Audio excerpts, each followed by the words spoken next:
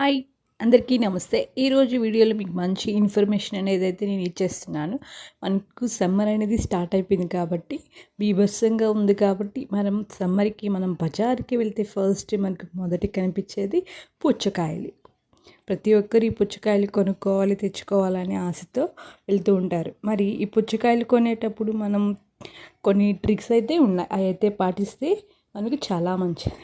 వేసవి కాలం వచ్చిందంటే అందరికీ గుర్తుకు వచ్చేది మొదటి పండు పుచ్చకాయ. పుచ్చకాయలో ఎన్నో రకాల విటమిన్లు పుష్కలంగా ఉంటాయి. వీటి నీటి శాతం ఎక్కువగా ఉండే పుచ్చకాయలను తింటే ఎండ వేడిమికి డీహైడ్రేషన్ కాకుండా కాపాడుతుంది. మరి వివరాలకి వెళ్తే వేసవి కాలం వచ్చేస్తుందంటే అందరికీ మనకి పుచ్చకాయ అనేది గుర్తొచ్చేస్తుంది అనమాట. పుచ్చకాయల్లో ఎన్నో రకాల విటమిన్లు పుష్కలంగా ఉంటాయి. నీటి శాతం ఎక్కువగా ఉండే పుచ్చకాయలను తింటే ఎండ వేడిమికి డీహైడ్రేషన్ కాకుండా కాపాడుతుంది. అయితే మార్కెట్కు వెళ్ళినప్పుడు వందల కాయల్లో ఏది తీయగా ఉంటుందో ఏది పాడైపోతుందో అనేది మనకు కనిపెట్టడం చాలా కష్టమవుతుంది. పుచ్చకాయ పైన చూడటానికి ఎర్రగా కనిపించిన తీరా కోసిన తర్వాత తెల్లగా ఉంటే డబ్బులు వృధా అవుతాయని మనము తెచ్చుకొని ఇష్టంగా అవి ఇంటికి తీసుకొచ్చి కోసుకొని కట్ చేసుకొని తినాలి అనే టైంకి అది సరిగా ఉండకపోవడం ఇట్లాంటి అన్నిటికీ ట్రిక్స్ అనమాట. అందుకే పుచ్చకాయ కొనేటప్పుడు ఈ క్రింది విషయాలు నేను చెప్పేవన్నీ తప్పకుండా పాటించండి.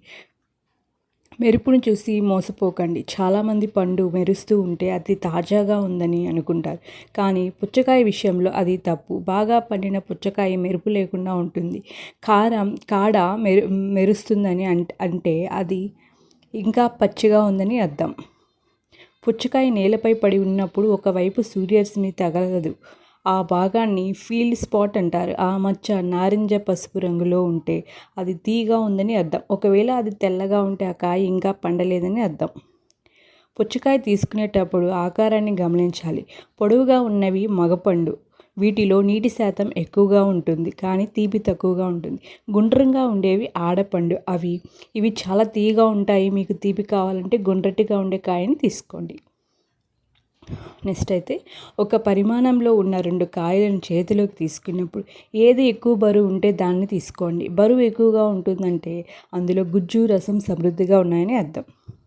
కాయ పైన గోధుమ రంగులో నెట్ లాంటి గీతలు కనిపిస్తే ఆ పండును అస్సలు వదలకండి.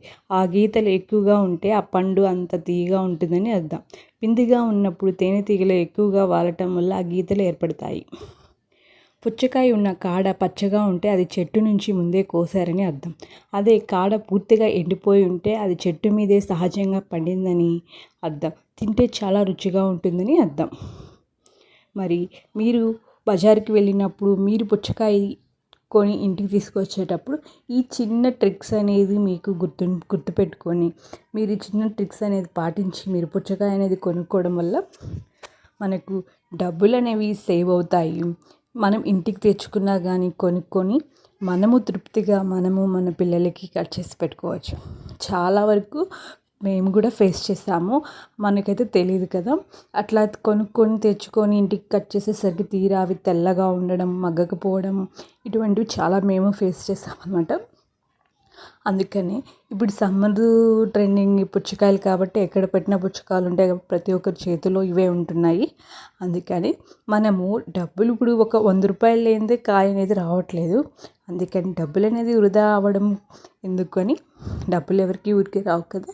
అందుకని కొనేటప్పుడు ఇటువంటి చిన్న టిప్స్ని గుర్తుపెట్టుకొని మనం ఇంటికైనా తెచ్చుకుంటే అందరం సంతోషంగా సాటిస్ఫాక్షన్గా తినొచ్చు. ఈ ఇన్ఫర్మేషన్ మీకు నచ్చితే ఒక లైక్ అయితే ఇచ్చేసేయండి. తప్పకుండా మా ఛానల్ని సబ్స్క్రైబ్ అయితే చేయండి గైస్. తప్పకుండా అందరికీ ఈ ఇన్ఫర్మేషన్ యూజ్ అవుతుంది అనుకుంటున్నాను. సమ్మర్ ట్రెండింగ్ కాబట్టి నేను ఈ ఇన్ఫర్మేషన్ అయితే మీకు షేర్ చేస్తాను. ఇది అందరికీ యూజ్ అవుతుంది అనుకుంటున్నాను.